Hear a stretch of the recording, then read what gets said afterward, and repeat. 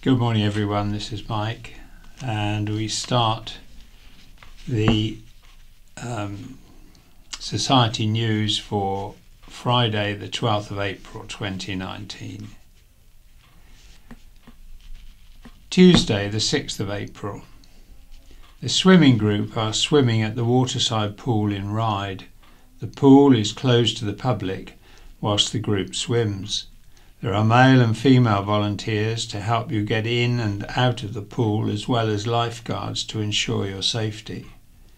To join the swimming group, please call the site for Wight first to notify us of your swimming ability. You need to register with the office at Millbrook House first to be able to swim with the group. On Wednesday the 17th of April, the weekly coffee morning will be held at Millbrook House this week from 10:30 a.m. There will also be our low vision drop in between 10 a.m. and 12 noon, a weekly event to allow you to view and try the low vision equipment we have at the Society without the need for an appointment. We will be swimming at the special care session held at West Wight Sports Centre in Freshwater. The session runs from 12 noon till 1 p.m.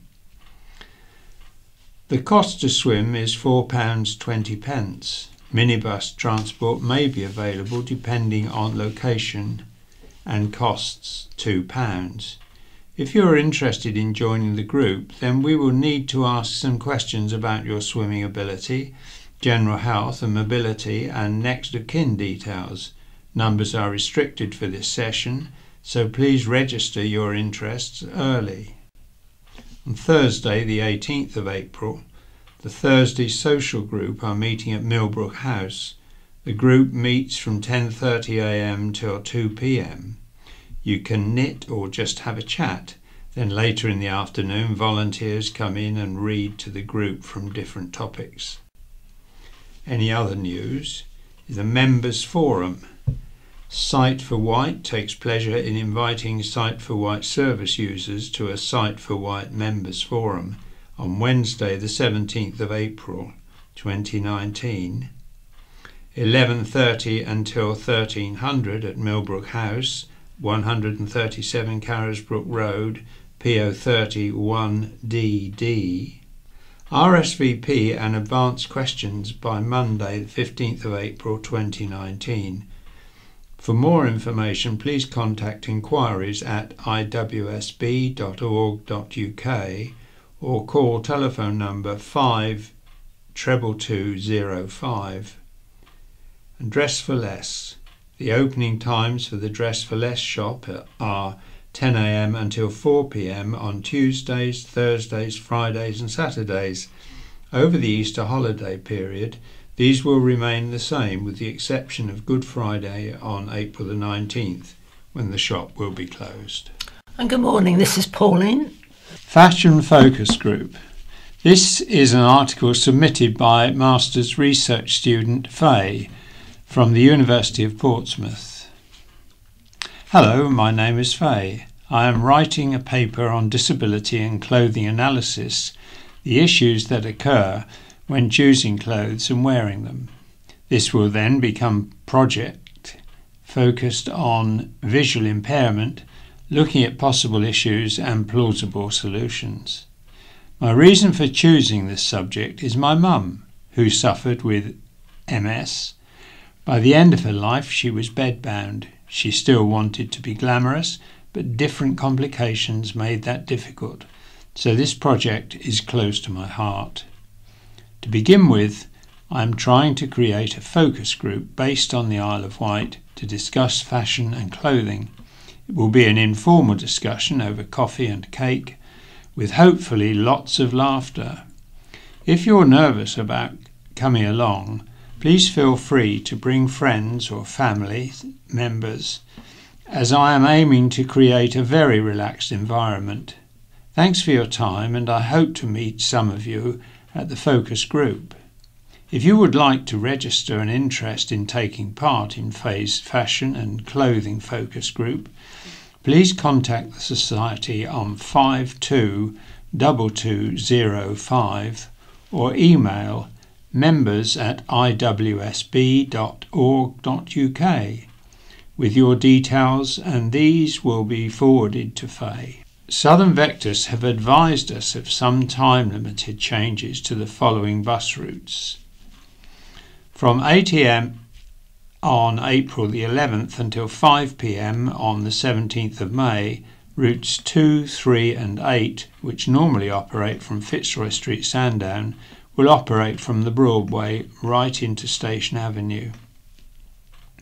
From 8 a.m. until 4 p.m. or until roadworks are completed on the 14th of April, routes 6, 7, 12 and 38 will be affected as follows.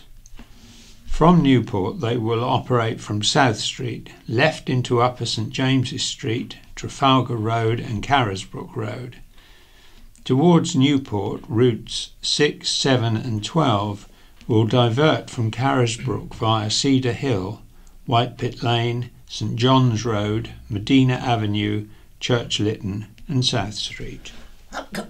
Upcoming activities. 2 new coffee mornings will be starting in Ryde and Cowes.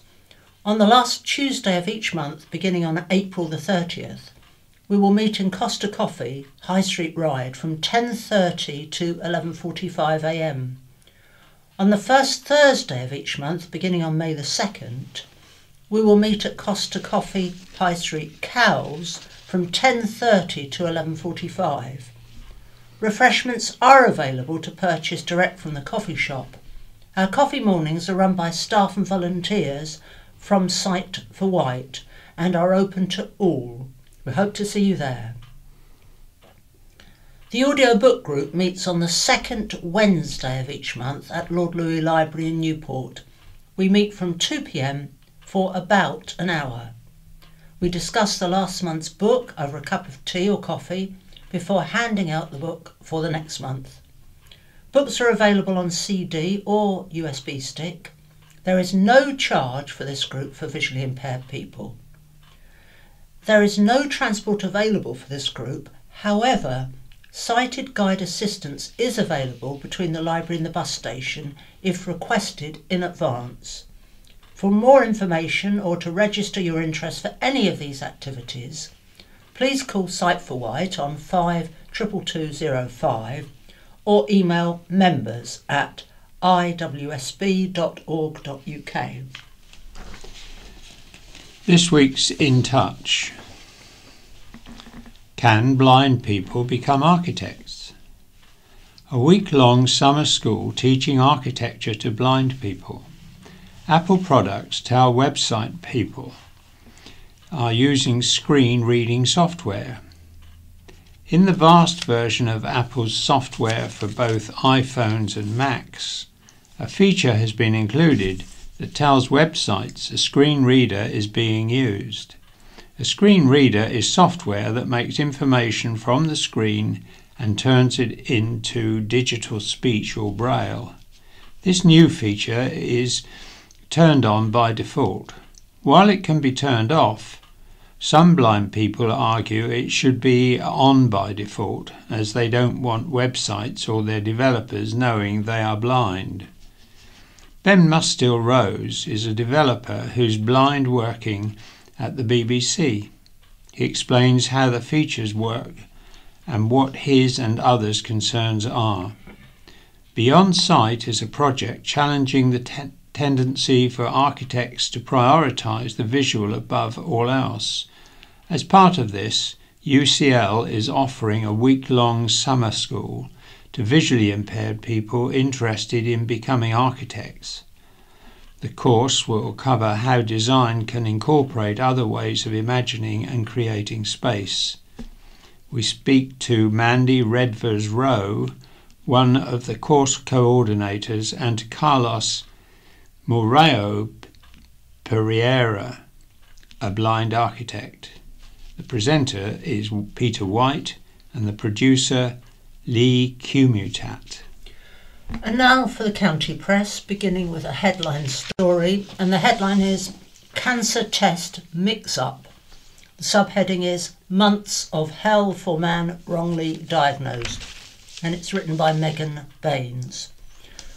An Isle of Wight man was mistakenly told he had cancer after his test results were mixed up with those of another patient. He lived with the colon cancer diagnosis for months, and it was only after repeated tests and hospital appointments he was told it was a mistake. In a letter seen by the county press, the Isle of Wight National Health Trust said, "The original biopsies that were taken showing cancer were from stomach mucosa rather than the colon, and therefore were from a different patient. This appears to be due to a mix-up between specimens in our lab, between yourself and a patient who has been diagnosed with stomach cancer. I can confirm we have found no evidence of cancer in yourself. I would like sincerely to apologise for this mix-up and for the additional and unnecessary tests we have put you through as a result."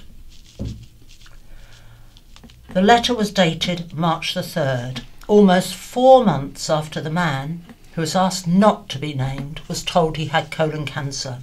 The Trust said the error came to light after subsequent tests to investigate the cancer revealed the initial diagnosis was incorrect and was due to a processing error in the Southampton lab. The Trust said the other patient who did have cancer was not affected. It said that person was correctly diagnosed with stomach cancer at the time and immediately started treatment. Trust Director of Acute Services, Nikki Turner, said, "I am very sorry for the distress and anxiety this has caused for the man and his family and friends. We launched an immediate serious incident investigation to find out what went wrong, which shows this was an isolated incident that has not happened before and no one else is affected." Fantastic news for Isle of Wight marine firms. A multi-million-pound contract has been signed by island maritime firms for a next-generation catamaran for the offshore wind sector. Cowes-based Seacat Services, which operates support vessels for the offshore energy industry, has signed the deal with other Isle of Wight companies which are going to build the boat.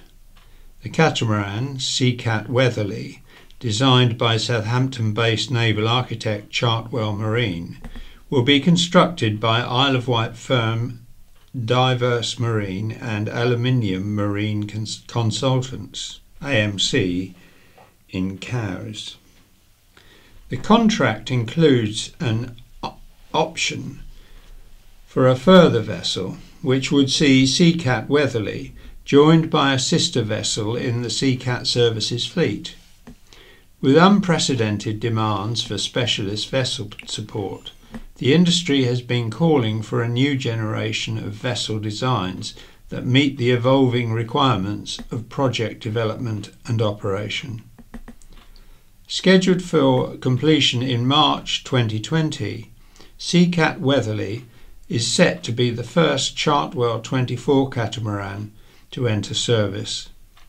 The vessel design has been developed by Chartwell Marine off the back of 10 years of offshore wind vessel design and experience.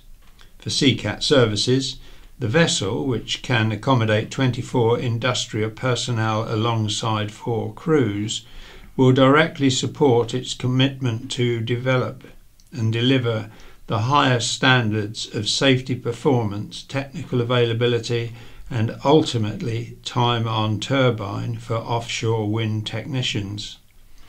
Ian Bayliss, Managing Director at Seacat Services, said, "Despite ongoing and uncertainty, the Westminster and Brussels, the offshore wind sector has repeatedly demonstrated its capacity to get on with the job in hand and, frankly, faced with rising demand for high-quality vessel support, this was an order that couldn't wait." The Chartwell 24 is the vessel the market has been calling for. It not only responds directly to our needs as a vessel operator, but also ticks all the boxes for our offshore wind farm customers. Seacat Weatherly will help us collectively set new benchmarks for safety, availability and performance. Ben Coleman, Managing Director at Diverse Marine, said, "On the Isle of Wight we have a world-leading heritage in the build of offshore wind support vessels. Working alongside AMC, we're now excited to be pioneering the next generation of workboats as the offshore wind market expands in the UK and globally. We're delighted to support ongoing employment opportunities on the south coast." And this article is headed "Youths Caught on Camera at Cafe Burglary." It's written by Emily Pearce. 2 youths have been caught on camera during a burglary at a Gurnard cafe. The owners of the Water's Edge in Shore Road have shared CCTV footage following the early hours break-in last week. They have also offered a £1,000 reward for information leading to a conviction. The burglary took place overnight last Thursday, April the 4th. It is alleged 4 youths were involved, 2 who stood watch outside and 2 others who, according to the owners, smashed their way in. Police said £175 in change was stolen during the raid. Posting on the Water's Edge Facebook page, the owners asked if anyone recognised the youths caught on camera. As a reward, we will be offering £1,000 to each person, they said. You must be willing to make a police statement and to confirm their identity in court from these images. You will also help to keep Gurnard a safe place for us all. The youths have been described as wearing North Face jackets and distinctive trainers. Floaty accident report finds council failings. The Isle of Wight Council failed to adequately identify or control significant hazards on the Cowes floating bridge ahead of an accident that saw a crew member airlifted to hospital. A heavily redacted report on the incident, which took place last year, has been released following a Freedom of Information request. In the early afternoon of September the 26th, the crew member was found injured and unconscious in the bridge's engine room. He was subsequently airlifted to Southampton General Hospital. The report revealed work to change the hydraulic oil filter had led to an oil leak. Staff could not fix it, and an engineer was unable to attend for 3 hours. The decision was taken to keep the bridge in service, which exacerbated the leak. Due to the redacted nature of the report, the details of what happened next and how the crew member came to be injured are unclear. However, a second Freedom of Information request revealed the man was working on the hydraulic tank, then stepped over a hatchway towards the wheel space. He then collapsed at the foot of the access ladder, holding his arms on his chest before losing consciousness. He suffered an injury to his neck, his knee, and several cracked ribs. The second report said he was exposed to or came into contact with a harmful substance. The redacted report reveals there was an over-reliance on the expertise of floating bridge staff by members when making operational decisions. Risk assessments carried out by the council lacked detail and were very generalised. The report found the risk assessments failed to identify the significant hazards associated with engineering work on the bridge in sufficient detail and failed to ensure the risks were sufficiently controlled. The report also referred discrepancies between the accounts of floating bridge staff and managers at County Hall. Following the incident, all risk assessments associated with engineering work will be reviewed and updated. Staff will now receive regular one-to-one sessions as per council policy, and the council will carry out a well-being survey for staff. Improved arrangements for lone working below decks will also be provided. This article by Megan Baines is headed "Water Park Plans for Tapnell Farm." Tapnell Farm has announced plans to build a water park with inflatables, kayaking and paddle boarding. The owners have lodged plans with the Isle of Wight Council for a recreation pond in the centre of the farm with space for water activities. It is hoped the new attraction would encourage visitors to stay longer and also attract more summer visitors who would usually go to the beach. An existing animal encounter attraction would be moved away from the pool, closer to the farm park's other animals.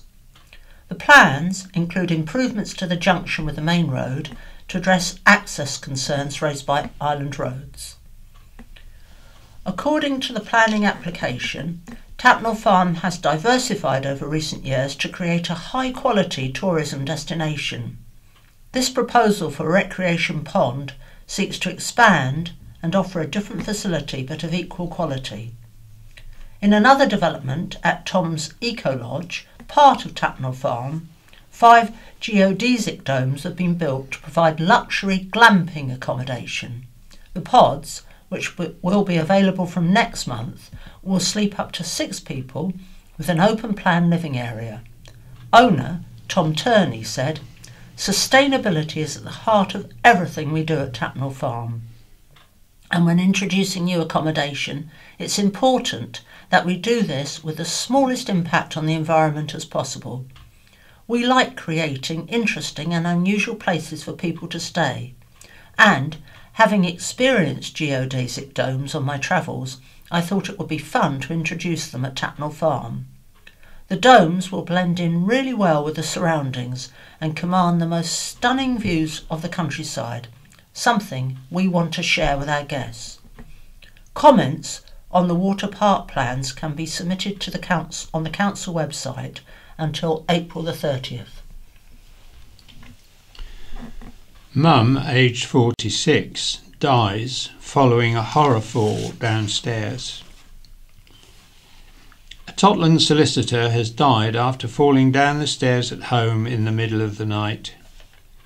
Sarah Streeter, a 46-year-old mum to 2 boys, died just hours after the fall on Saturday, March the 30th.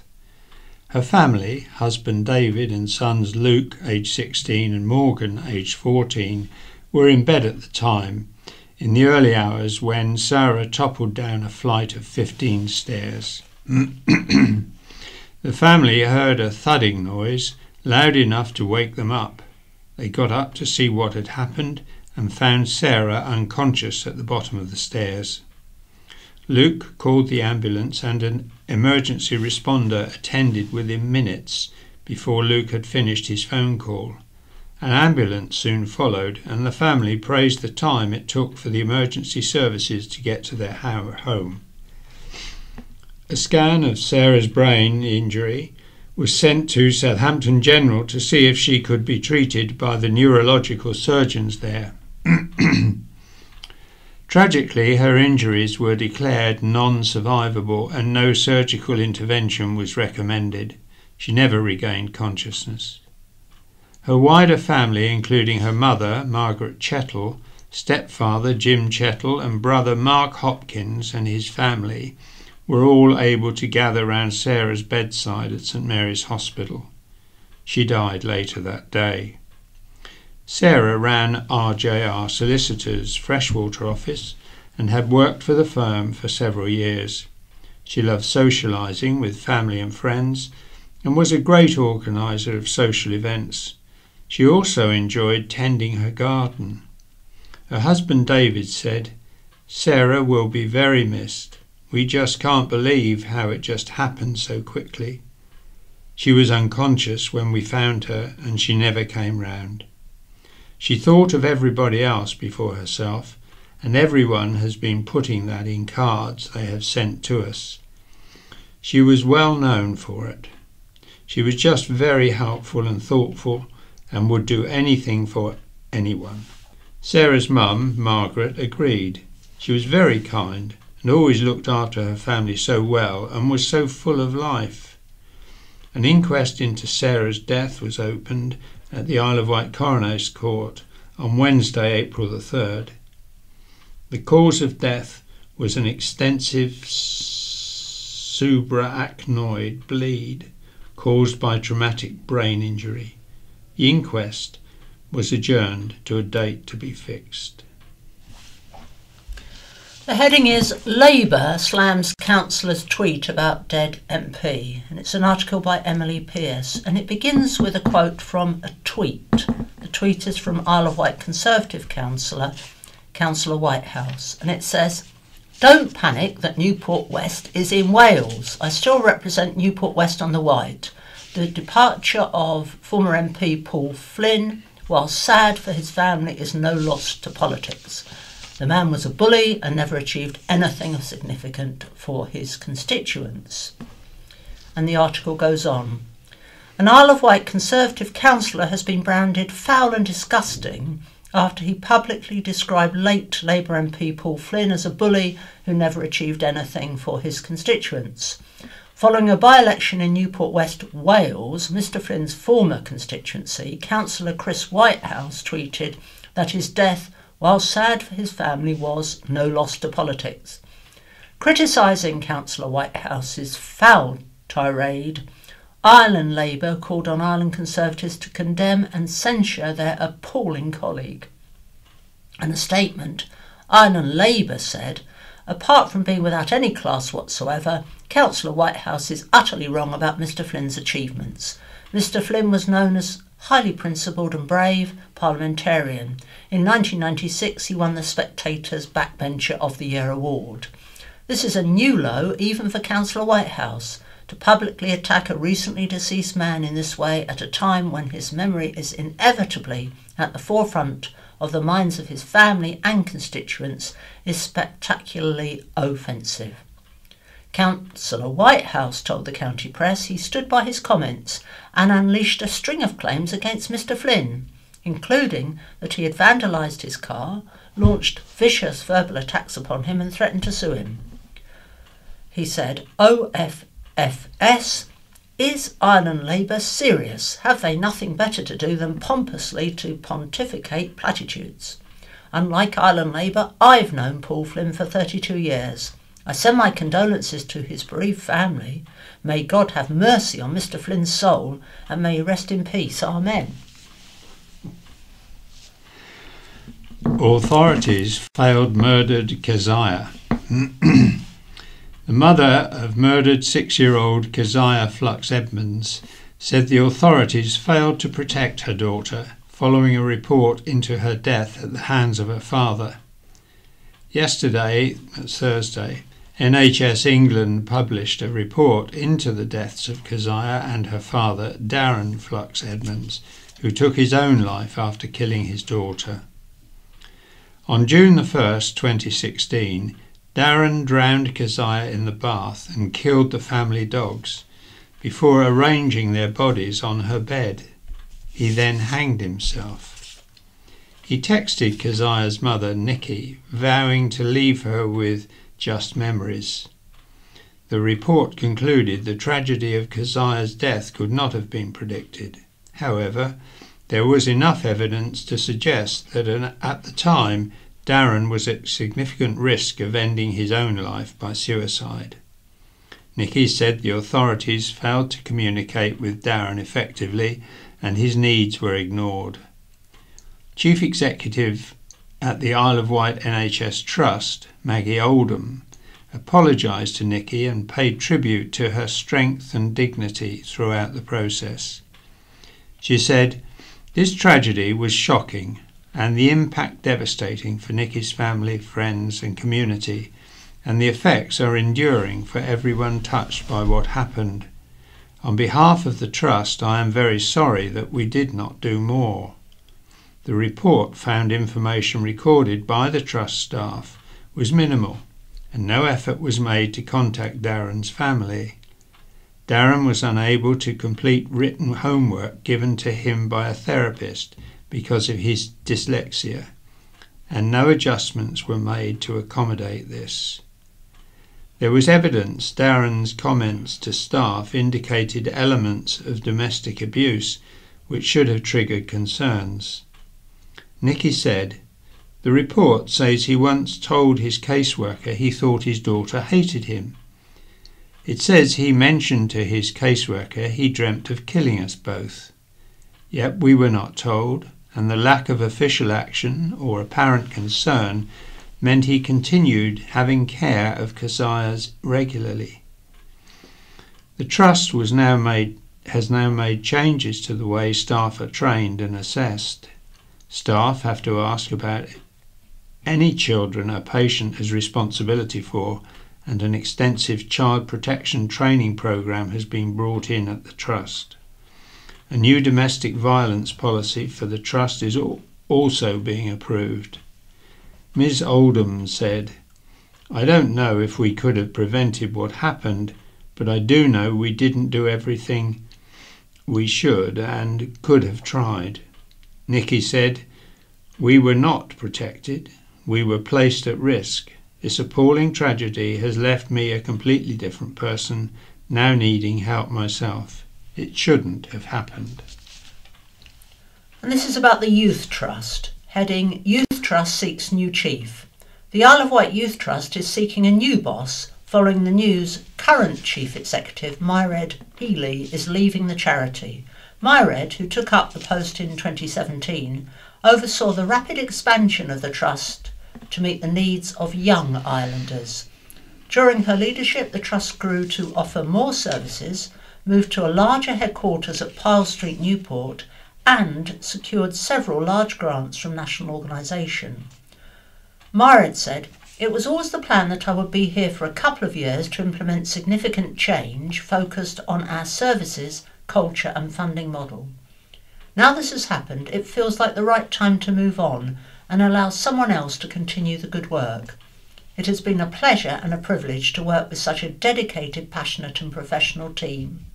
We are now seeking an exceptional Chief Executive who is similarly ambitious for the future to lead the Isle of Wight Youth Trust through the next exciting phase of its development, while furthering our commitment to keeping young people at the heart of everything we do. Myred will be taking up a new senior leadership role at a global human rights organisation. She will also focus more on her public role as a member of the Youth Justice Board, which she was appointed to by the Prime Minister in 2017. Anyone interested in applying for the Trust Chief Executive role can find out more on the Youth Trust website." Coach gets fire crew back to work. When more than 20 island firefighters were taken off frontline duties for failing new fitness tests, a personal trainer stepped in to help them get back to work. Tom Crockford, aged 29, from Haven Street, offered free personal training to all the Newport firefighters at the I'll Be Fit gym in Holyrood Street in Newport. Following the introduction of the stringent new government tests in November, Tom was helped three firefighters boost their fitness and return to frontline service. Christopher Philippe, aged 56, from Newport, who has been a firefighter for 34 years, was one of the crew to fail the test. He said, "It was a bit of a shock because all the way through last summer we were out every day in the hot weather fighting bushfires. We thought we were all reasonably fit. It had a real knock-on effect because without those crew members, people were worrying if there would be enough firefighters to keep them safe." To pass the new test, Christopher had to walk on a treadmill at 6.2 kilometres per hour, with the incline increasing by 3 degrees every 2 minutes. After 12 minutes, he was faced with a 15-degree incline. Christopher said every one of us who failed the test in those last 2 minutes. It was a completely different level of fitness to just running around the block. Tom began training with the firefighters twice a week, as well as visiting Newport Fire Station for a weekly boot camp session with the entire crew. Tom said, "They are providing such a crucial service to the Isle of Wight, and everyone needs help from time to time. I had the skills and I wanted to be able to share that." Tom has helped 3 firefighters get back to work, with the final crew member expected to return shortly, having been delayed by a sports injury. He said, "It's such a cool feeling when they began to get back to work. It was nice to know I was able to help." Christopher said, "I was the second to get back out on the run.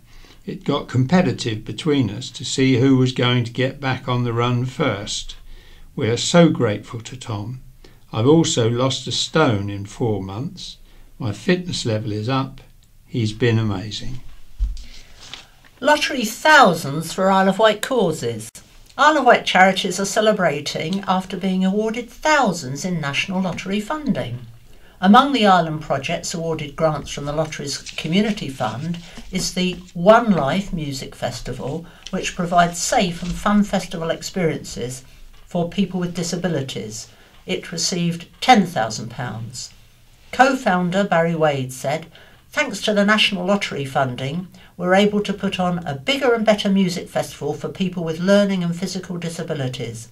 The funding has allowed the project to grow to a 2-day event and include a family day for children with disabilities and their families."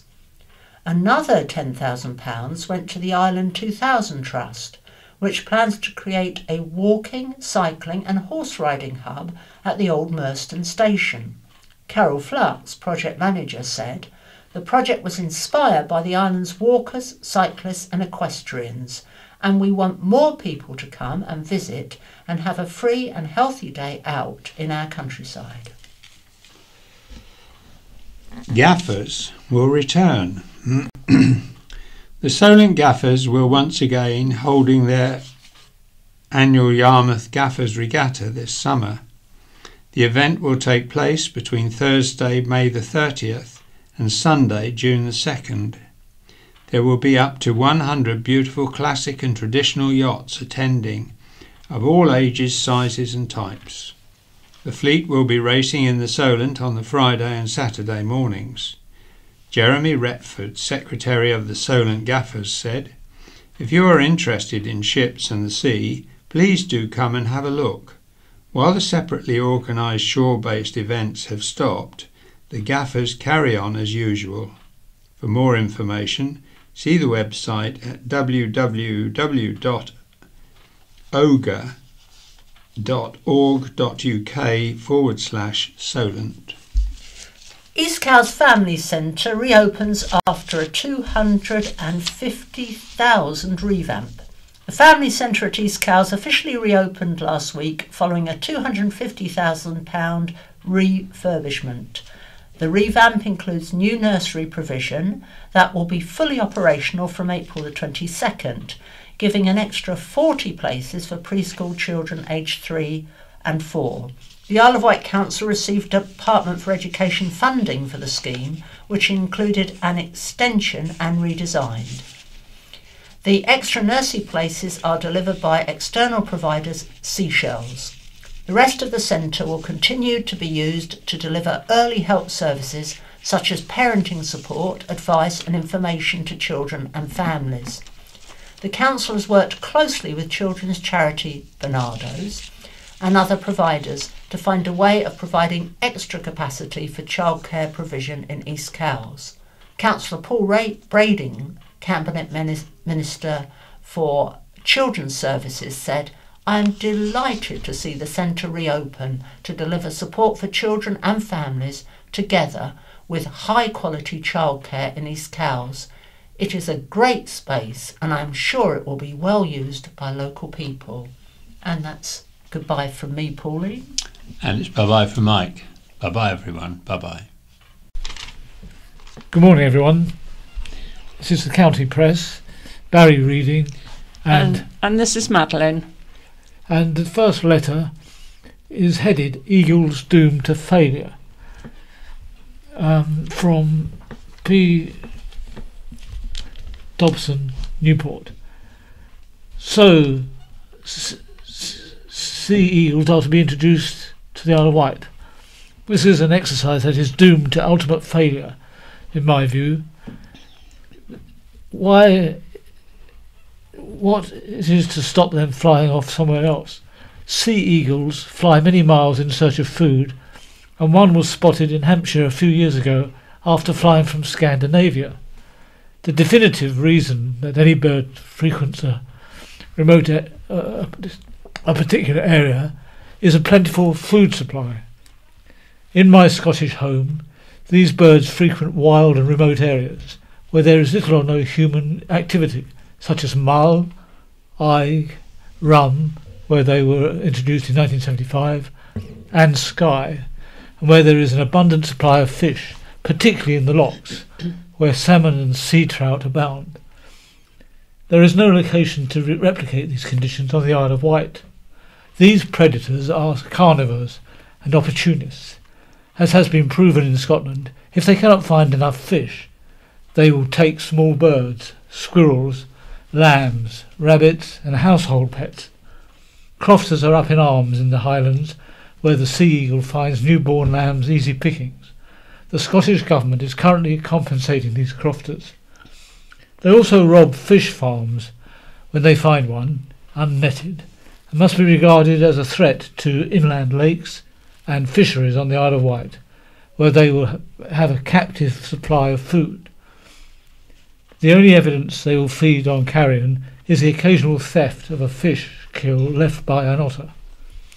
It is common knowledge that the best chance for a bird to remain in a particular location is that it has to inhabit that location naturally, such as buzzards did on the Isle of Wight in the 1970s and peregrines in the 1980s.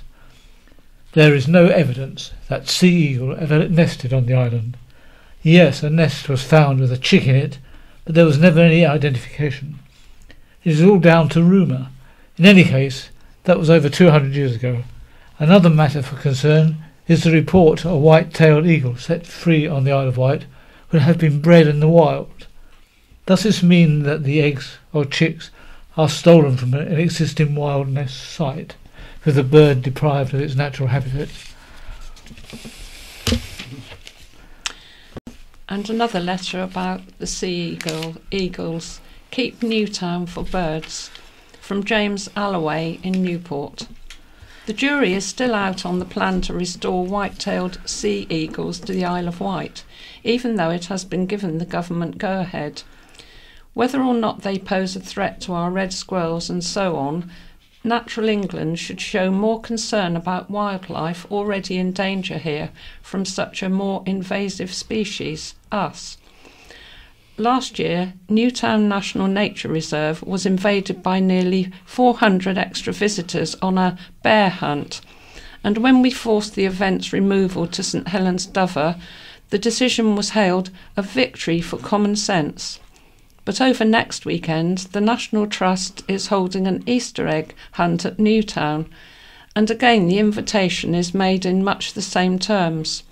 There are more than 260 Cadbury Easter egg hunts on National Trust properties this month, with people searching for bird boxes with a surprise inside. Here the National Trust New Season programme reveals a total of 37 special events centred on Newtown. Great play is made of protecting the environment. The phrase gentle stroll occurs 5 times. But nowhere is there any mention of restriction on numbers. Ironically, the red shank is featured on the same page. This charming medium-sized wader has declined so much that it is now included on the National Red List.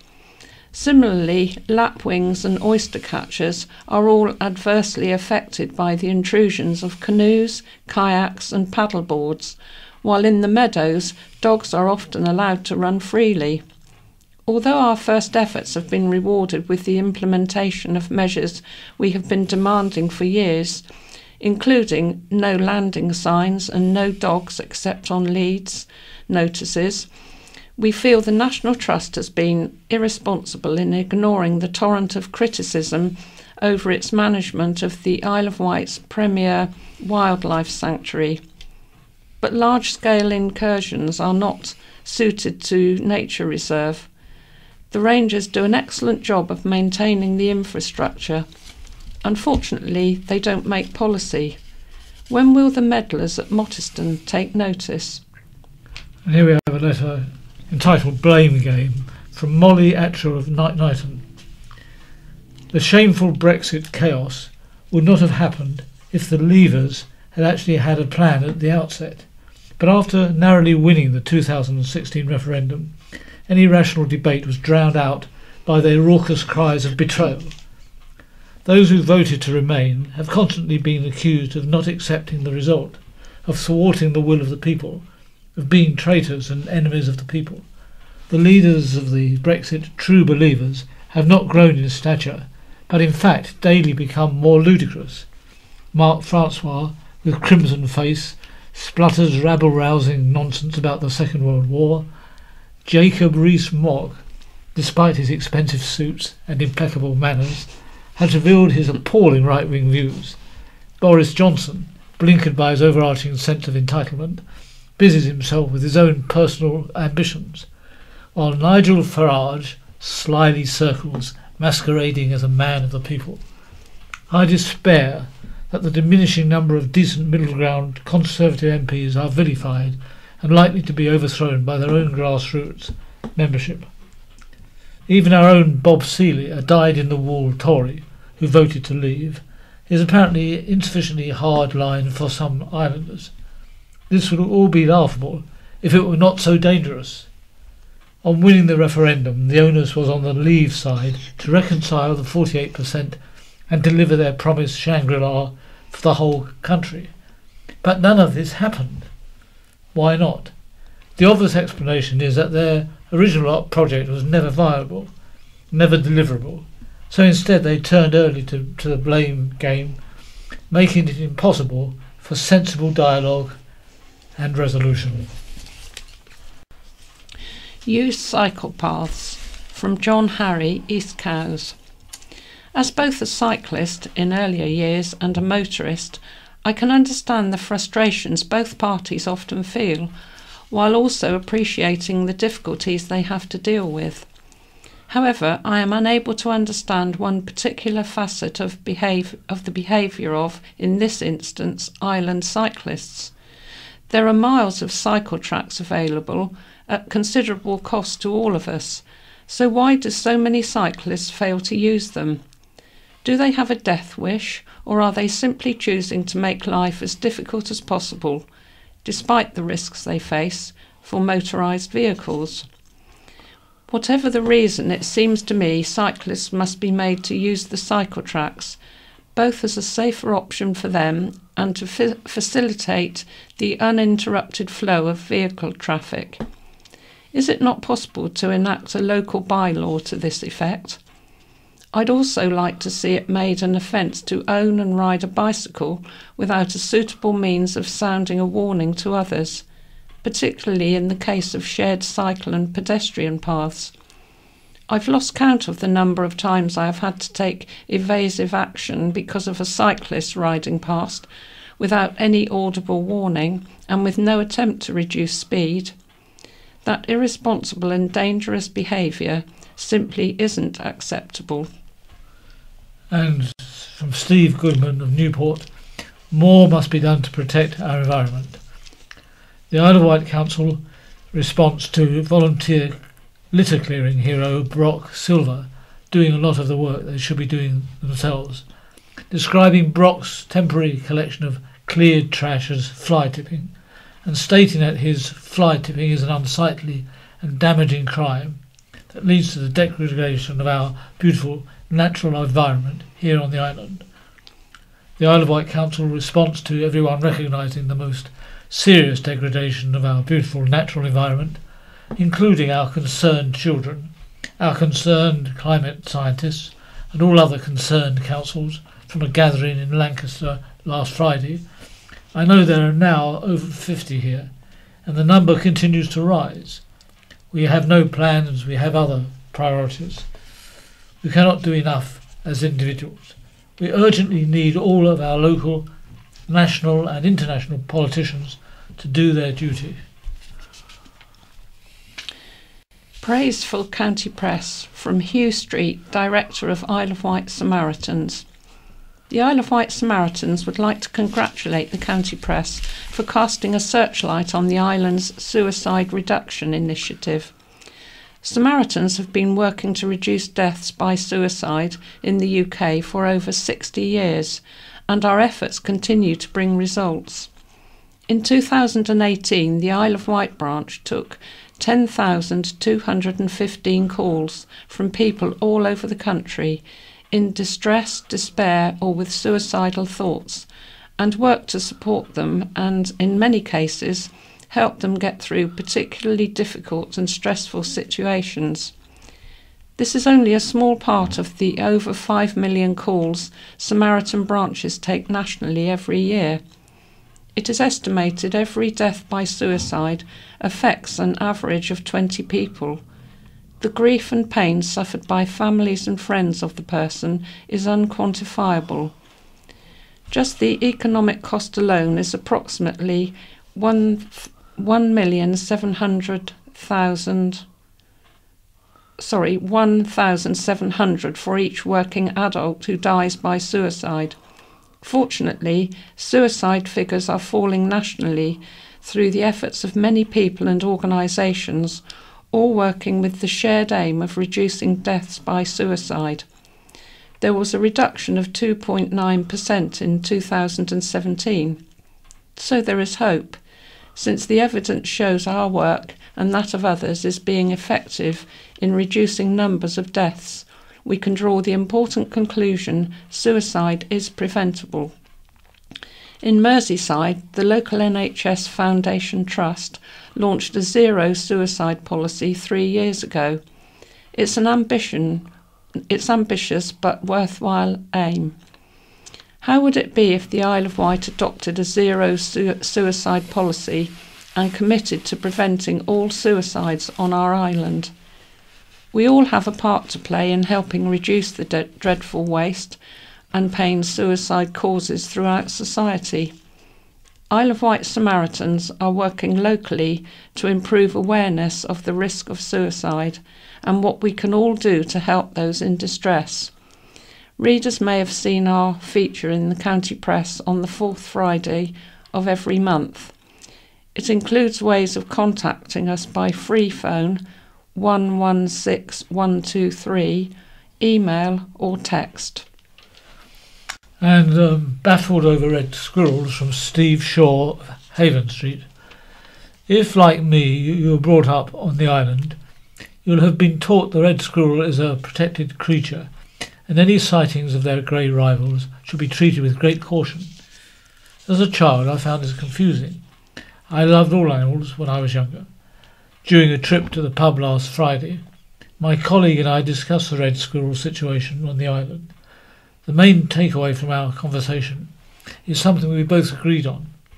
If the grey variant is the superior, stronger breed, why must we protect red squirrels? In all my adult years, I have not heard a reasonable argument for this. This seems like nothing more than protecting a creature for the sake of it. Would Robin Hill lose all custom if they disappeared? No. Would island resources be better spent elsewhere? Arguably. People suggest grey squirrels are violent. Are they? I used to live in Suffolk, and my ex-wife and I would come across them regularly on our countryside walks, and they are beautiful creatures, near radiant. If their violence is purely towards the red breed, then why are we protecting the inferior animal? Especially with Brexit approaching, or so we were led to believe, we have to learn to protect our strengths rather than defend our weaknesses. It's what won us the referendum in the first place. I am yet to hear any concrete argument for this squirrel madness.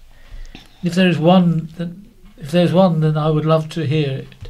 But this island's enforced protection of red squirrels continues to baffle me. Do you have Ride Queen memories? From Richard Holton, Royal Wootton Basset. The paddle steamer Ride was well known in the Solent area as one of the ferries run by the Southern Railway and later British Railways on the Portsmouth to Ryde ferry service. She is also well known as the former Ride Queen Botel and nightclub. During the war she became HMS Ride and was used first as a minesweeper and later as an anti-aircraft vessel, taking part in the D-Day invasion.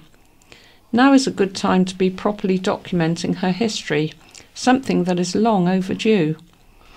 I wrote the Medway Queen and the Medway Queen Club celebrating the Isle of Wight's other paddle steamer nightclub, and I'm looking for memories, anecdotes and photographs of paddle steamer ride or the Ride Queen for possible publication. Any information is of interest, whether you worked on board, visited, travelled on her, or just watched her steam past. Photographs would be very welcome. Please get in touch with me by email on Richard Holton, that's HALTON, 1502 @gmail.com, or phone 01793 851 096. Loaned material will be treated carefully and returned promptly after copying. To safeguard the material for the future, copies will also be passed to the Paddle Steamer Preservation Society for their own archives, unless your request is otherwise. And now we come to Wight memories. Nazi U-boat targeted evacuees. The survivor of the Second World War shared her story during a talk at the Riverside Centre, Newport, on Thursday. Eileen Birkwood was one of a group of island children on a ship that was torpedoed in the mid-Atlantic. Eileen said, "It is strange to discover late in life that you should have gone to a watery grave at the age of 7, but this is what happened to me and a group of island children. Our ship was torpedoed in mid-Atlantic, and the circumstances surrounding the attack were suppressed by wartime security measures. It wasn't until over 50 years later that we discovered we had been leading a charmed life." During the talk in Newport, Eileen shared her experiences of the war, a riveting story described in her book, The Second Torpedo. Ms. Birkwood lives in the States near Seattle, but grew up in Colwell Bay and went to Newport Grammar School. As Hitler's Nazis swept across Europe and occupied France, Britain stood alone. As the Germans had massed in France, it became clear that the invasion of England was next. The government offered overseas evacuation to children in vulnerable areas. The island was extremely vulnerable. So in August 1940, Eileen and her siblings waved goodbye to their parents and joined the other island children being evacuated to Canada. Eileen said, "On August the 28th, 1940, we set sail for Canada. At this time the Battle of the Atlantic was in full swing, and 3 ships a day were being sunk. At 10:30 p.m. on the night of August the 30th, when we were all asleep in our bunks, a U-boat struck. With a 60-foot hole in the bow and a fire raging, the captain sounded the abandoned ship siren, and sleepy-eyed children trotted up to their top deck and lined up at their lifeboat stations. None of us were frightened or crying. We were way too interested in what was going on. The chief engineer was standing on the bridge, watching the children walking quietly out to the lifeboats, and said, 'Christ, you'd think they were going to the school picnic.' After over 2 hours in the lifeboats, we were picked up by an oil tanker and taken back to Glasgow. The oil tanker, with accommodation for a crew of 14, picked up 221 survivors. So I now look on a can of sardines with sympathy. By an incredible act of seamanship, the captain managed to get the ship with a 60-foot hole in the bow back to land. He did this by swinging the ship around and navigating 200 miles in reverse. When SS Violendam was beached, a diver went down and made an amazing discovery. There was an unexploded torpedo in the hold. Had it exploded, I would not be here today. Excited by our adventure, we wanted to do it again. So we signed on to travel to Canada in the next ship. Fortuitously, one of our group got chickenpox, so we were unable to go. The SS Benares, our intended ship, was already torpedoed, and of the 90 children on board, only 13 survived. We then returned home and had a front row seat for the Battle of Britain as it raged over our heads. When the RAF defeated the Luftwaffe, Hitler's plans to invade Britain were thwarted and the threat of invasion was over. So we stayed at home for the war. And more Wight memories from Brian Greening. The Newport of yesteryear. One dictionary definition for the word nostalgia states, homesickness, a longing for the past. Nostalgia can be applied to me when I constantly recall the Newport of my youth, the little shops, their owners, and the wonderful service they gave. I will concede pulling into a large car park and walking into a supermarket has advantages. There, under one roof, you can purchase a range of goods that in the past would have meant visiting a dozen shops. One more minor problem, however, is that today many of these stores are on the edge of town, thus creating within the town itself many empty premises. In addition, one misses the personal contact that was so enjoyed with those local shop owners, who often lived above their shops. Businesses years ago remained in the town often for over 100 years. Millage the chemist set up business in Newport around 1832, and other shops such as Alderslades, Snellgroves, Witchers and Jordan and Stanley too surpassed the century of years. It was while researching two other old businesses that this article took shape. I began by looking at Gubbins family, who, with the Nicholson family, were associated with Hazard's House, large premises that were just below County Hall. William Lancelot Gubbins was born there in 1818. In time he became a partner in a business of booksellers and stationers, and at one time ran their business from number 43 High Street. When they decided enough was enough, they relinquished this shop to A.G. Birds, who continued in the same line of business from around 1900, and who I recall still being there in the early 1960s.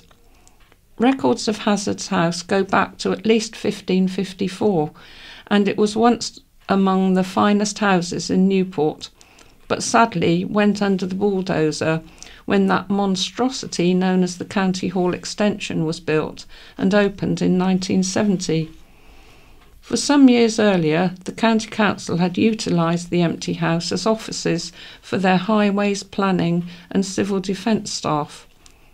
I was recalling with friends another shop that was near the old County Hall, known as Padlock House. It was a small hardware shop that had hanging outside a large advertising padlock that made it so distinctive. When discussing this with my good friend Bill Shepherd, he recalled the business but stated at one time it was further up the High Street. Strangely, we discovered next door to the already mentioned A.G. Birds, and sure enough, in one of Alan Stroud and Colin Fairweather's splendid books, there is a photograph of it, with the advertising padlock just visible.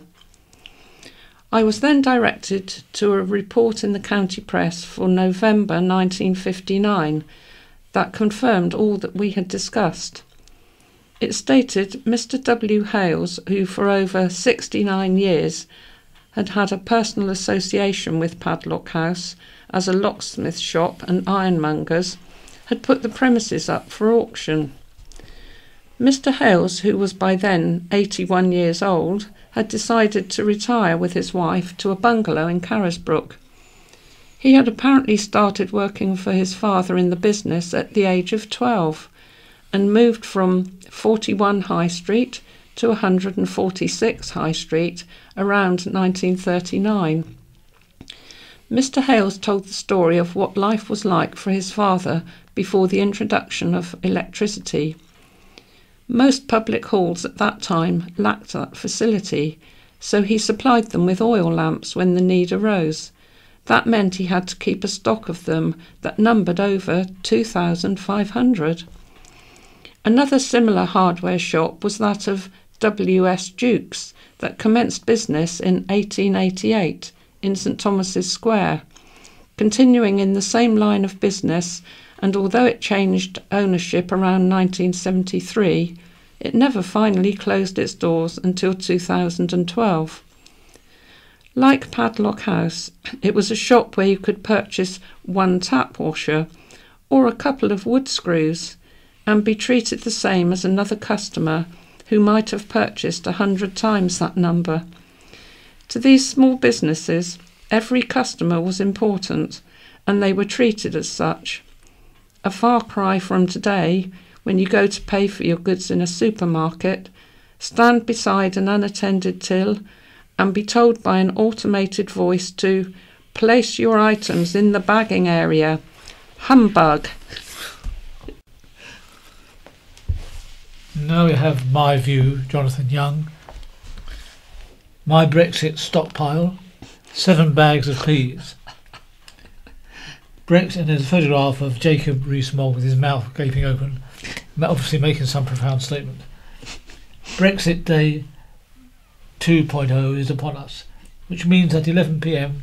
nothing whatsoever will happen because the politicians, unless they tear up the form book in spectacular fashion, will once again have done what they do best and kick the can down the road. I make no apology for failing to predict what will occur beyond the end of the week. As to do so, I need to get inside the heads of Mr. Jacob Rees-Mogg and the Democratic Unionist Party, to name but 11. This would be a sacrifice too far. One thing is, however, lamentably certain. I've left my panic buying dangerously late. Rather like the biblical virgins, foolish enough to turn up at a wedding feast without enough paraffin for their lamps. Matthew 25, 1-13. I'm in peril of being left out in the cold. No petrol-filled jerry cans stored recklessly in the garage, not even so much as a damn great rubber torch the size of a copper's baton. Torch the size of just a couple of those tiny wheel winding up things that come with the car's breakdown kit. So, to the chest freezer, which mercifully boasts a power off safe time of 43 hours to check on its stock of the necessities of life, such as they are. First and foremost, there is the pea mountain. Ours is not really a pea household, but we accumulated around 7 small bags of them, thanks to the lack of imagination shown by the local supermarket in constructing its absurdly cheap loss leader frozen meal deals. For similar reasons and in similar quantities, we may soon be reduced to feasting non-stop on oven chips shaped like letters of the alphabet. With the internet down under the anti-riot legislation, we shall while away the hours making rude words out of them. Beyond that, the dogs will have to share their sausages with us. We've heard a lot of twaddle about an impending Brexit-fuelled shortage of dog food. All dogs love sausages, and the more saturated fat, the better. The rest of us must adapt to survive, grill them slowly for ages. Some of the detritus remaining from a recent house move is going to have to be retasked for barter, as befits an economy reduced to primitive level. Something tasty from the island's gardens to supplement the peas and suggestive chips will be required to return. First, there is an impressive stockpile of metal gripper strips for garden decking. Brackets, fixing screws included, end of brackets. Acquired at a time when DIY rather than basic survival seemed the obvious way of spending time this spring. Rub 2 together for long enough and you could probably start a fire. There is also a large stash of ready assembled cardboard boxes, assorted sizes, one careful owner which could with little creativity lend themselves to all manner of uses. playroom props, for instance, modular wall units, light duty, rabbit hutches. The list is endless. There is enough, of course, another way to look at this. I'm reminded of a bank's TV advert a few years back featuring a talking donkey and themed on how the simplest things sometimes turn out to be a lot more complicated than you'd been promised. Poor old donkey couldn't invest his carrot, however hard he tried. He got ever so depressed, ate the carrot and tried to forget the whole horrid business. The moral of the story, apparently, was that no one likes being led up the garden path. Neither do I. I have no carrots. But there are, as I mentioned, dog sausages, chips and peas. Bon appetit. And this is from Jade Honey. Don't believe this social media hype. We can all identify a point in our lives when we have compared ourselves to someone, whether it be a family member, a friend, a celebrity we are utterly obsessed with, or even an Instagram model. An Instagram model is typically defined as a highly attractive, big online presence with a mass following and can make anyone's self-esteem go from around average 47 to a -5. During my classes at the Isle of Wight College, Instagram and these specific models are a topic that will constantly come up between me and my friends. We cannot wrap our heads around the fact these women and even men can look so effortlessly perfect all the time. Tan skin, 0 blemishes, long silky hair and incredibly toned stomachs. My only question is, how? I will tell you how. Photoshop. Now, I always knew Photoshop was used on celebrities' photographs, but I never realised it went as far as morphing their own face to appear like they've had plastic surgery or enhancing their features to look like they've got a smaller waist and bigger hips. An Instagram account exposed these models by showing their touched-up Instagram photos and comparing them to their paparazzi photographs or videos from the same day. Don't get me wrong, they still looked beautiful, but they were covering up details of their body, including stretch marks and cellulite that shouldn't be hidden and they shouldn't be ashamed of. Before realising these models were hiding these parts of themselves, I used to feel insecure about why I didn't look like them or why I had certain things they supposedly didn't. But then I realised they are the same as us. They have their insecurities and they have their imperfections, just like we do. And we really need to stop believing everything we see on social media before it really starts to destroy us. By its very nature, social media provokes mental health issues in many young people today. It would be hard to blame social media entirely for a negative mental impact on users, both island and nationwide. However, it seems clear it can play a key role in deteriorating mental health. Young girls idolise these body types that are altered and changed through an app, resulting in eating disorders, body dysmorphia and depression. It's time to challenge social media influencers to combat this.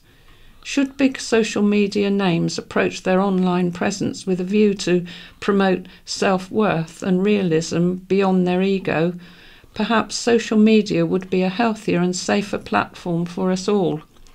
The moral of the story is, we were given one body and one face, and just because we don't look a certain way that social media perceives as beautiful doesn't mean we are any less beautiful than someone who does. And usually that person doesn't look that way either. It's all thanks to a bit of altering from our good old friend Photoshop. You can check out Jade's YouTube channel at www.youtube.com/Jade, that's Jade, honey.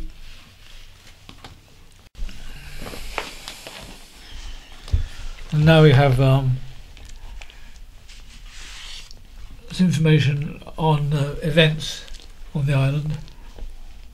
Newport Living History Project is seeking information from residents of the parish from 1914 onwards by word of mouth, written documents or photographs, which should be copied and returned. If you have the stories about your life or work in Newport over the years, contact Roy Richardson, 249 108. And on the South and West Wight, the West Wight Easter Choir sings Music for Holy Week at Christchurch, Totland on Wednesday at 7 p.m, and there's a retiring collection in aid of church funds. Also, the Alzheimer Cafe, Totland, meets at the Holy Family Centre next to St Saviour's Church on Wednesday at 2 p.m, with a presentation on natural therapy by Dr. Kim Brown. Afternoon tea is also served. For all persons with dementia, their families, carers and professionals, and new members are welcome. A plant sale will take place at Gunville Methodist Church Hall on Saturday, April the 27th. Plants can be delivered from 9 a.m, and the sale and the coffee morning will be from 10 to noon. Any donation of plants will be gratefully received. Call 529 697. If you need your plants collected, proceeds from the sale will go towards the upkeep of the Gunville flower tubs and bulb planting. And Freshwater Library's monthly book chat is on Wednesday between 2 p.m. and 3 p.m, and all are welcome. And there's a charity quiz hosted by Adam Peckham in memory of the late Carol Walker at the West Wight Sports and Community Centre next Thursday, that's April the 18th, 6 p.m. for 7 p.m. start. And it's £20 per team of up to 6 people, and booking is via the reception at the sports centre. Bring your own food and drinks, cash bar. Proceeds to the West Wight Sports and Community Centre and Uzima in our hands. And the Friends of Carisbrooke Castle Museum are presenting a talk by Ruth Waller about how our ancestors lived within the island's landscape from 400,000 years ago to the Iron Age. It takes place in the museum from 7:30 p.m, gates open at 7:15 p.m. Visitors welcome for a small donation. Braiding men in sheds meet on Thursday from 10 a.m. to 12 p.m. at Braiding Youth Club. Everyone's welcome to make things, learn things and drink tea. And the Braiding Community Choir meets on Tuesday at St Mary's Church Hall, High Street, Braiding, from 7:15 p.m. to 8:45 p.m. The Elephant Club, a free group activity designed to exercise your memory muscles, is held at the Garden Room at All Saints Gurnard Church from 2 p.m. to 4 p.m. on Thursday. It's fun, gentle, caring, and there will be tea and biscuits. Shanklin Youth and Community Centre hosts an adult social and activity club for the over 40s from 10 a.m. to 12 p.m. on Thursday. There are quizzes, pool, games and more. TC's is the Friday night venue for those in your Year 5 or above from 7 p.m. to 9 p.m, with a disco, gaming lounge, sweets and drinks bar. Bembridge Art Society Spring Exhibition in Bembridge Village Hall takes place over Easter weekend from Friday, April the 19th to Sunday, April the 21st, from 9:30 a.m. to 5 p.m. each day. The annual 9th Wolverton Folk and Blues Fair will take place in the stunning grounds of Wolverton Manor, Shorewell, on Saturday, May the 11th. The event takes place from 11:30 a.m. to 8 p.m. and will be raising money for leukemia research and Bryston Primary School. After a sellout successful launch in 2011, the family-friendly festival has been gaining momentum with acclaimed bands and artists each year, along with locally produced food, children's activities, a tea tent and a real ale tent. This year, guests include award-winning UK blues band The Producers, rising UK folk stars of 2019 The Trials of Cato, the cosmic country blues of the Goat Roper Rodeo Band, and the stomping blues roots of Grizzly and the Grasshoppers, as well as the main stage. The popular beer tent acoustic stage will make a welcome return this year, providing a full and varied programme featuring some of the best folk and blues musicians the Isle of Wight has to offer. Already confirmed to be playing are the Moonshiners, Holly Kirby and the Great Outdoors, the Dance Preachers, Second Time Around, Coppersmith, Andy Roberts, the Rug Band, Red Squirrel, the Bluesbury Group, Paul Armfield, Cajun Days, the Bryston Barnacles and Moonshine Border Morris. There will also be a barbecue, children's activities, craft stall, circus skills and Morris dancing. Tickets are £8 in advance, £10 on the day. They are available from Waterstones Newport, the Village Shop Brystone, Bridlesford Lodge Farm Shop, Wootton Bridge, Bryston School and Shorewell Shop. On Friday the 26th of April, the Key Arts, 8 p.m. start, £8 in advance, £10 at the door. It's a haunting stage adaptation of the classic Dickens ghost story, The Signalman. And this is by the Origins Theatre.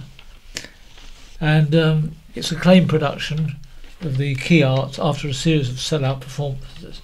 Box office is 01983 822 490. And that's all we have time for today. So it's goodbye from Madeline. And cheerio from Barry. Have a very nice weekend. And the approaching Easter, I hope you have a very nice time too. Thank you. BBC Sounds. Music, radio, podcasts. Hello, it's a bit of a chilly one out here on what we like to call the piazza of the Media City site here in Salford, from which In Touch now regularly comes. Why am I out here then and not in our usual warm studio S36? Well, the clue perhaps is contained in the word piazza, but all will be made clear soon enough. Before that, for visually impaired people comfortable with the internet, one of its main advantages could be that you can engage in all kinds of activities without ever disclosing your disability. But for how much longer? In the latest version of Apple's software for both iPhones and Macs, a feature has been introduced that tells the website you're browsing with a screen reader. A screen reader is software that takes information from the screen and turns it into digital speech or braille. Well, this new setting is turned on by default, and although it can be switched off, some blind people are saying it shouldn't be on there at all. Ben Mustel-Rose is a website programmer who works for the BBC. He is himself visually impaired. I asked him the implications of this new development. What we find ourselves in now is a situation where our beloved devices have all of a sudden started disclosing to the websites that we visit that we are disabled. And so what kind of reactions have there been to this discovery? It's been overwhelmingly negative. I think from a blindness point of view, when I'm browsing the internet, blindness is close to a hidden disability in as much as I can choose whether I want to disclose it or not, because obviously if I'm just on the internet, the person can't see me. So having this feature disclose it for me and And to be clear, it's a feature that a lot of people might not know about. Apple do mention this on their accessibility pages, but unless you're the kind of person who religiously trawls through the Apple website looking for new accessibility information, you're probably not going to know that it exists. So having this feature turned on by default, particularly for people who don't know about it, is, I would say, quite a departure from how things have been up until now. So what are the specific situations where inadvertently disclosing your disability could work against you? What kind of things are people worrying about? Well, it may be that you're applying for some kind of insurance, for example. So you'll go through the process online and you'll get a quote, and all of a sudden you look at the price and you discover that it's higher than a quote that a friend or a family member might have got, and that may be because you're using a screen reader. Job applications? Yeah, definitely. So it may be that you're applying for a job online and you decide, as is your right, to not disclose that you have a disability during the application process. But unfortunately, using this new feature, your device has actually disclosed it for you, quite possibly, as I say, without you knowing it. We also need to consider data breaches. So that's when a company's systems might be compromised and everyone's personal information is put out on the internet for everyone else to read. Now, of course, it's not nice when that happens full stop at all, but you could imagine a scenario where a data breach happens for a company that has been storing information about people's disabilities based on this setting. So not only is your personal information being released, but you've also got something alongside it that says, actually, Ben is blind. Now, we should point out that there are laws that govern how companies store and use our data. But if we look at the employment example again, I think a fair few of our listeners who have experience of employment might point out that when it comes to things like discrimination within the workplace, there's the law and there's reality, and sometimes those two things can be ever so slightly different. But you can switch it off.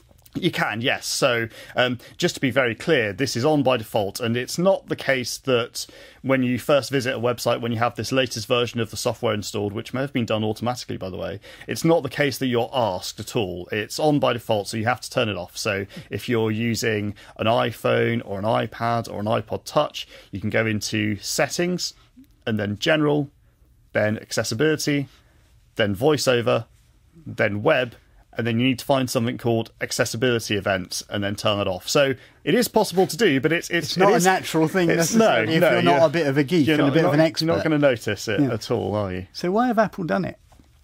Well, it's really hard to say. The short answer to that question is I don't know. I mean, to be clear, my position would be that it's always good that we have a choice. I would advocate for any scenario that allows us to choose whether we want to disclose this information. So the fact that we now have the ability to do that is a good thing. Now, of course, the reaction, broadly speaking, has been that the fact that this information is being disclosed by default is probably not so good, though. Are any of the other companies, comparable companies, doing this? Right, so Android, for example, it's a little bit harder to tell whether it's possible to do that on Android devices. So the way that Android works is any company who sells a phone or a tablet or similar running Android has the ability to customize it, so they can put in new features that they think that their customers might like. So in the interest of being 100% complete with you, it's not possible to say whether there is a version of Android somewhere in the world that has this feature built into it. But what we can say is that actually, if we look at all the main brands of Android devices and what's called stock Android, which is Android with no third-party modifications, this feature is not enabled. So far it's just Apple. Ben Mustall-Rose. We did, of course, ask Apple about this, and we hope to include their response next week. Now, if I were an architect designing this Media City site where I'm standing, it wouldn't be like this. For a blind person, it is, let's say, challenging. It's very open, it's got paths winding off in all directions, dotted with bollards, posts and many other hazards, which aren't made any easier by the fact that it's a bit of a wind trap. The buildings of the BBC and the other broadcasters based here are not in a straight line, or indeed in any discernible pattern. They're just sort of scattered about at all angles, as if a child has had a bit of a tantrum with its Lego. And talking of angles, there are random steps at random heights because of those random angles. And there's nothing to steer by. No walls, no curbs, no pavement. Now, mine is the view of a totally blind person, but our partially sighted reporter Tom Walker is with me as well. I mean, how does it work for you, Tom? As you say, Peter, there doesn't appear to be any discernible pattern to the buildings here at all. And from a visual perspective, for me, having very limited vision, it's really confusing. I regularly used to get lost, and I remember on one occasion trying to find the tram stop, just getting completely and totally lost and having to get a bus just to try and rescue myself. To be fair, there are green spaces which are welcome, and I do like being near the canal. OK, but then neither you nor I, Tom, are architects, nor ever likely to be. But now that assumption is coming under challenge. Architecture Beyond Sight is a project being run at the Bartlett School of Architecture, part of University College London. The Dean of the school, Professor Alan Penn, explained what it is he's trying to do. I have been thinking about how to challenge the visual fixation that architectural practice tends to adopt. And I thought, well, if I'm going to challenge that, what better than to talk to people with visual impairment to see whether or not visually impaired architecture is possible, and if it is possible, then to think about, well, how would we bring into the school people with visual impairment to train them to be architects? Professor Alan Penn.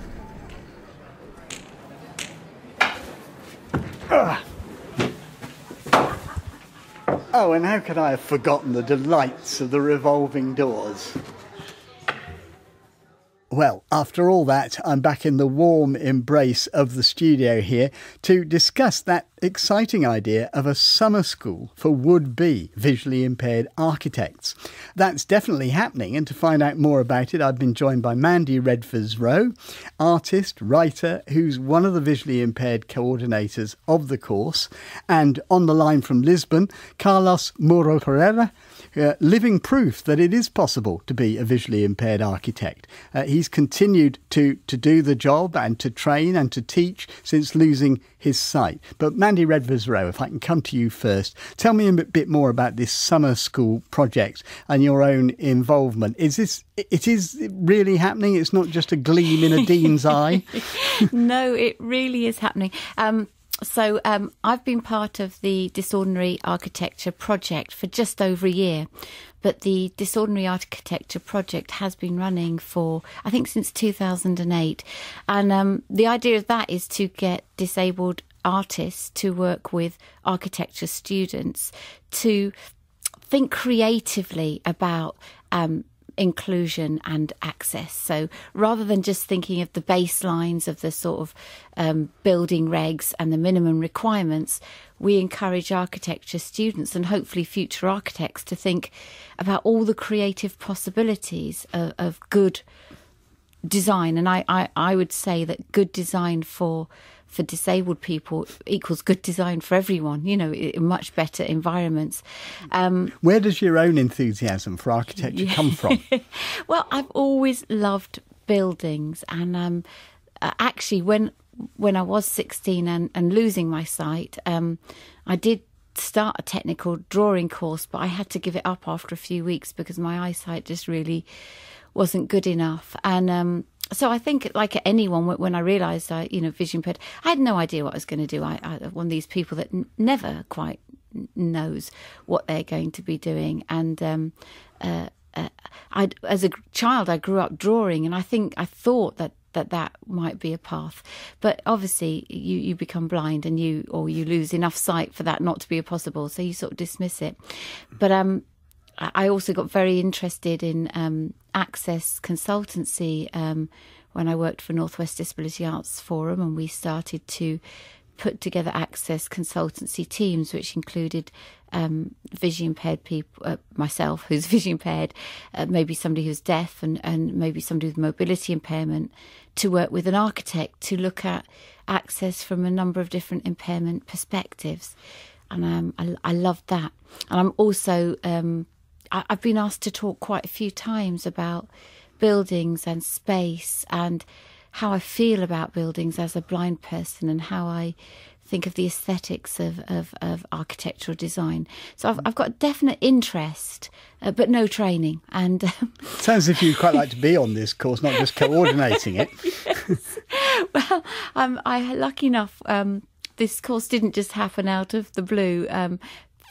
Through an engagement with Disordinary Architecture Project, we went to the Bartlett School, and the dean there said to Joss, who's the architect, and Zoe, who's the other co-director, I really want to look at could visually impaired people become architects.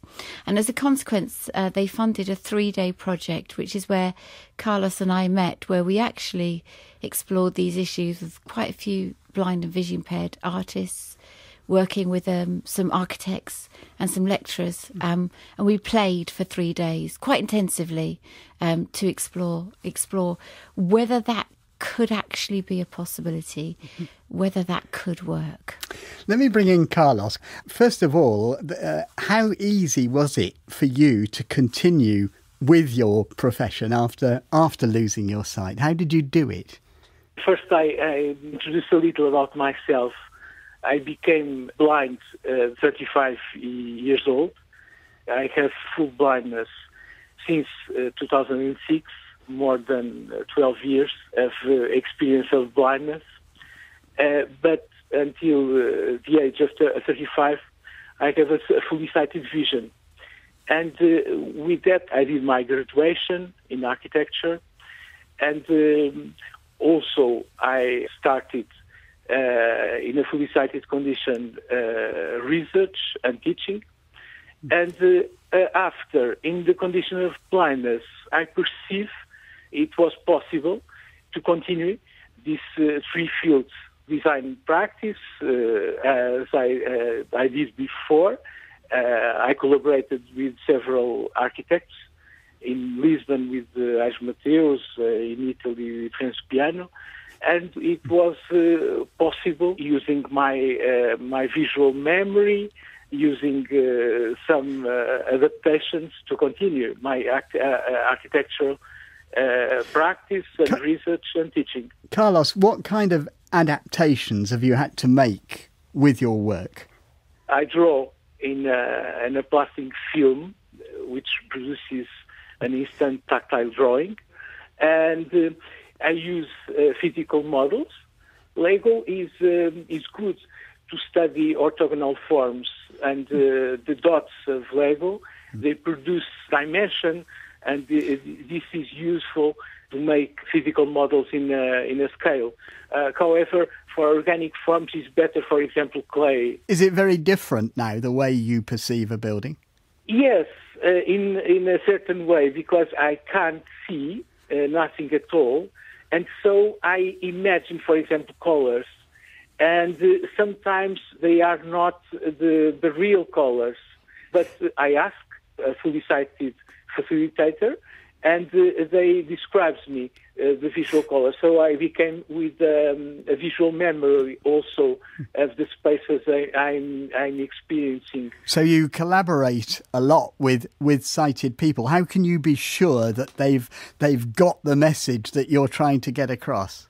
I ask 2 or 3 people to be possible a triangulation. No, in my opinion, if the space is good regarding all the sensory modalities beyond vision, is also a nice and visually appealing space.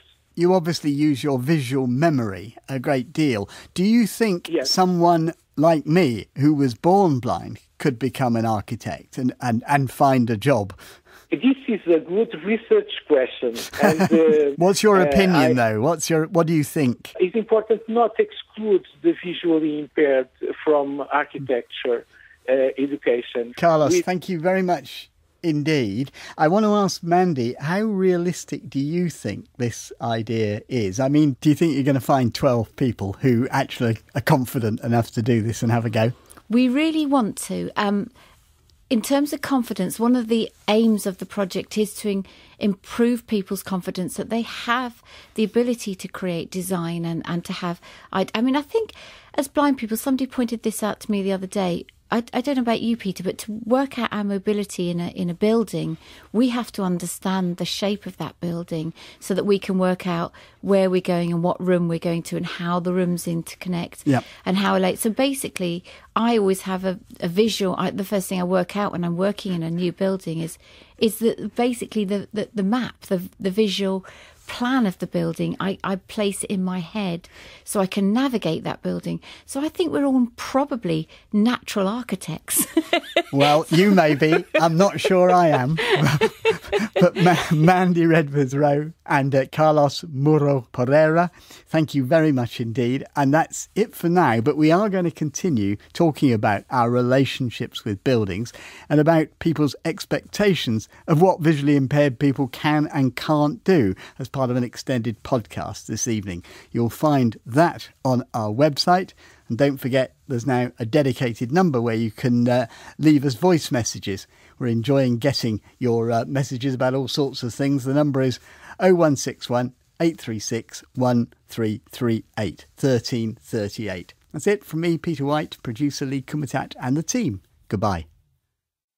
Now, we often congregate after the programme to chew the fat a little bit about what we've been talking about. And if you've been listening, you'll know that we've been discussing the idea of whether architecture is really an area that visually impaired people could get into. So you'll hear some of the voices here that you heard on the programme. Mandy Redvers-Rowe is very much involved in this project to have a summer school for people who might want to have a go at this, who are visually impaired. Tom Walker is our partially sighted reporter, and we started out having a look at this building we're in now, Media City, and particularly the areas outside, which have all kinds of architectural challenges for blind people. You kind of know who I am. One voice you haven't heard, although you can hear her laughing, is Lee Kumatat, who produces the whole thing. And also Ben Mustill-Rose, who came in here quite innocently to talk about websites and the internet and has found himself in an architectural discussion. I know nothing about architecture. Well, it's an excellent start for a podcast. Me neither, Ben. Absolutely. Oh, good. Strength in numbers. What I really wanted to kind of push people about first a little bit is this idea of how much visually impaired people get an idea of buildings and how we get an idea of buildings and whether they appeal to us, whether they speak emotionally to us. I'm going to go to Mandy on this because you've actually thought about this. Yeah. I mean, do you instinctively love a building, hate a building? Yes. So I suppose my starting point is, how do I feel in a space? And I think one of the interesting thing is that sighted architects focus almost entirely on the visual, but that doesn't necessarily make a building a comfortable building to be in. But a well-designed building for me is where, for example, the sound is manageable. You know, that's a big starting point. You know, can you hear yourself? Can you hear other people? I suppose, is it manageable for us? A lot of places now got really kind of quite hard surfaces, haven't they, which everything bounces off. You go into pubs. I want to sink into a pub, I must admit. I don't want noise bouncing all over the place. Tom, I think that's something you feel. You're a man who likes to visit the odd hostel. Can I just say allegedly, Mr. White? Allegedly. Yes, I am known for liking the odd beer or two, and I do love pubs. And it's very interesting listening to Mandy because, I very much go on an atmosphere of a place. The minute I walk in, do I feel comfortable?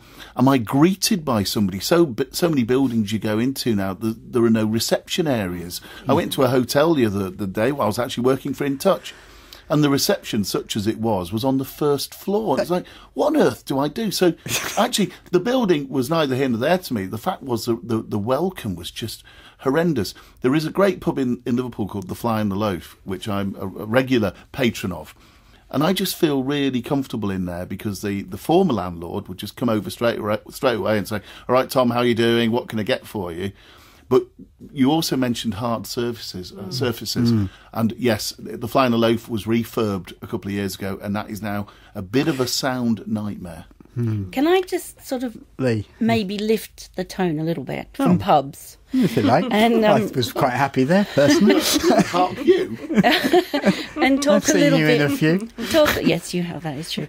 But talk a little bit about, cathedrals and things, because they are meant to be very atmospheric, and they often are. But one that wasn't for me, and I still haven't quite figured out why, was Notre Dame. Excuse the Australianised French rubbish accent there, but I was really looking forward to visiting, and the approach to it. You walk. It's sort of on an island, and you're walking up there, and you're thinking, "Oh, this is lovely," and it was a lovely day. And I walked in, and it didn't feel like a cathedral at all. It felt to me like a really, really old ramshackle village hall, and that was it. And I still couldn't tell you why. Yet when I first walked into St Paul's Cathedral, I was absolutely spellbound by the atmosphere in that place. And the can you define it? What the difference was? I really can't. I mean, there wouldn't be a massive difference, I would imagine, in the height of ceilings or anything like that. I don't know. There was just something about that space that did absolutely nothing for me. I've been to Notre Dame, and I love the Anglican Cathedral in Liverpool.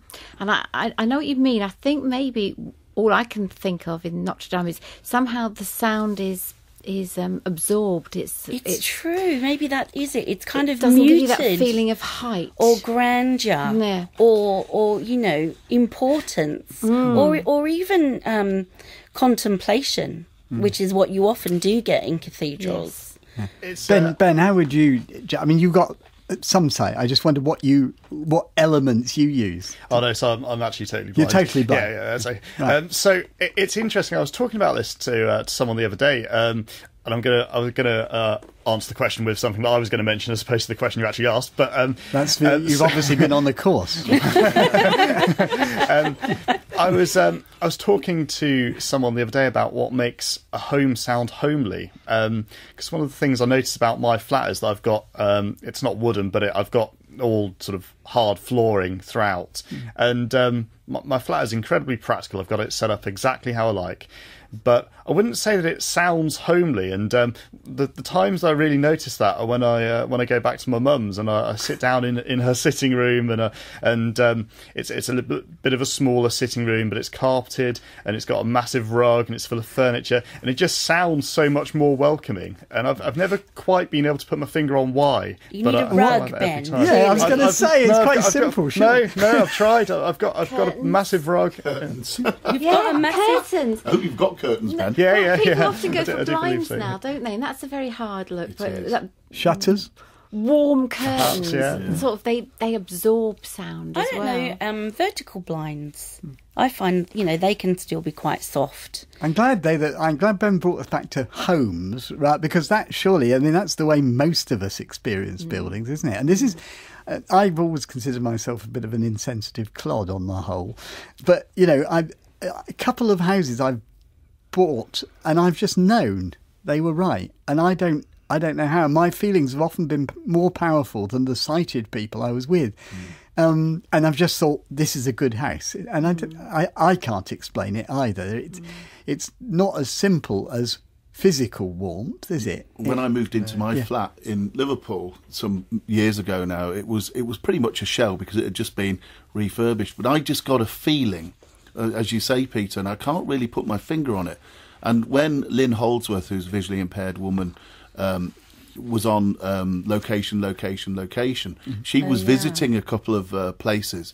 And I think she, and actually her guide dog, kind of both shared similar feelings on places. And the guide dog, one place, just completely rejected it. And Lynn said, The dog doesn't like it here, so I don't. What about your dog, Lee? Well, I don't. You've just got a new place, haven't you? Yeah, I don't. You won't really tell care people where it is. I'm afraid I don't really care what the dog thinks. But what I was going to say is the first house I bought, actually the only house I've ever bought, was a house that I bought on sort of pressure from the family rather than the house that I wanted. The house I wanted was a what we call in Australia a 2-story home. Do we call them here? Yeah, 2-story. Yeah, you would. Yeah. Yeah, but we would make the distinction because a lot of houses aren't 2-story in Australia, I guess. But it had stairs, and I wanted stairs, and I've always wanted an up and a down.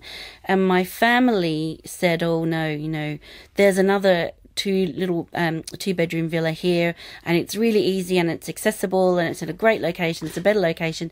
I lived there for 10 years, and never did I bond with that house. Yeah.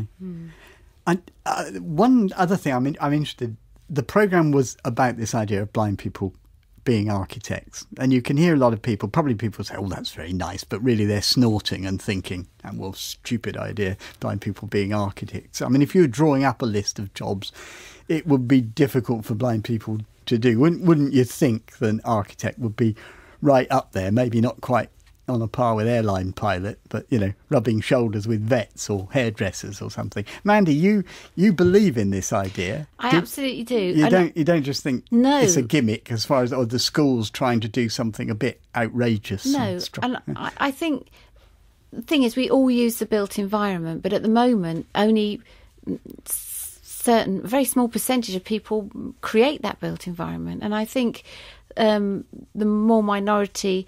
Well, we experience the built environment very differently from anyone else as blind people. And I think if we got involved with creating that built environment, we would really change that world. So we do all respond to atmosphere. We've all said that. And I think we've got a better chance of actually nailing what's wrong with an atmosphere than sighted people, because they get very focused on the visuals. So you think if Tom's pub had a committee with a few blind people on it, it might not have gone down the wrong road. I'm volunteering. But Mandy, how do we convince the rest of the world that that is actually possible? Isn't that the kind of big question and the barrier? It is. I mean, like I said, I don't think architects often work completely in isolation. There's often teams. So it might be that the way vision impaired architects start is being a member of a team where they have a really valuable input, but that they're not completely on their own when it comes to visuals or whatever. I don't know. But I know, for example, in terms of navigating spaces for us, it really helps if we have tactile indicators, but at the moment they're done so horribly, so utilitarian. But I mean, if you think of the different materials that are available for flooring for architects that could also make a beautiful pattern in a wide space like a cathedral or an arts centre or somewhere like that. You've got hard surfacing, you've got marble, you've got wood, you've got carpet.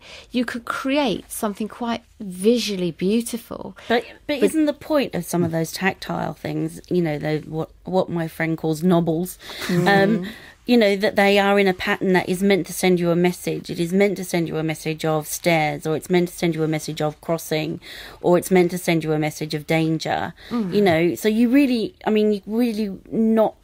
couldn't really alter those patterns because it wouldn't mean anything to anybody. I think in interiors you could, but I mean, I think you could still have those lines at the beginning and top of stairs.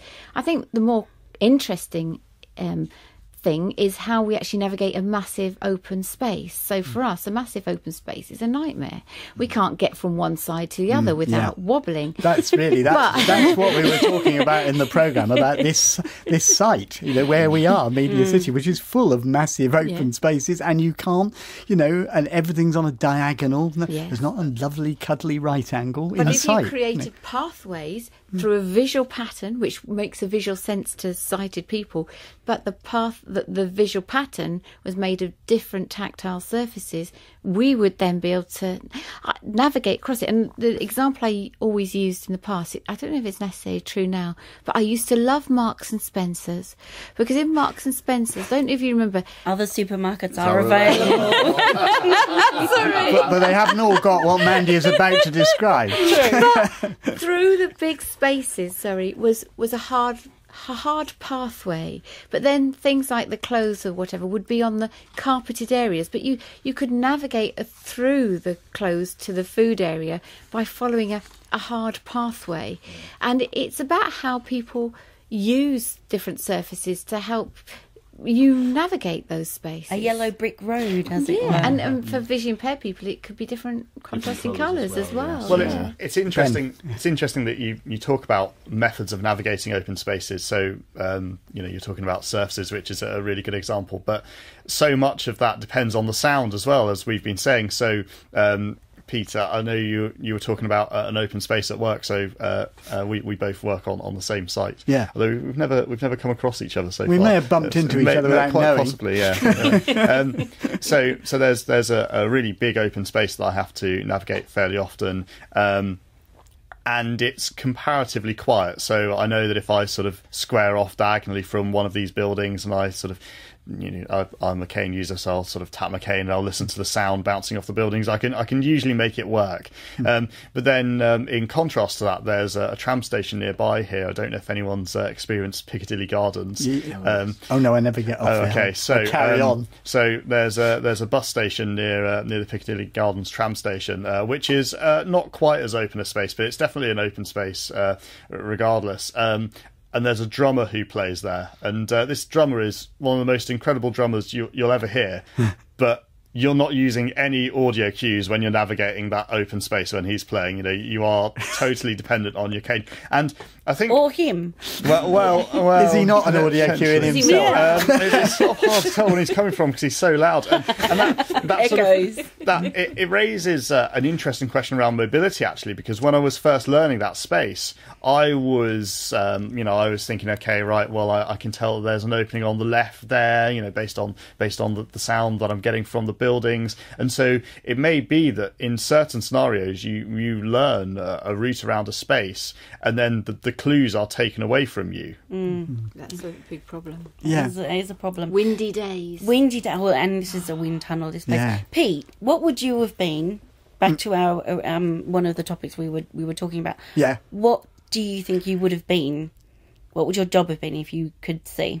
It's funny you should say that, because I did a series once, said "A Blind Man Seeks Work," in which we examined some of these things. They said, do you know what I really would have liked to be, or what I wanted to be when I was a kid?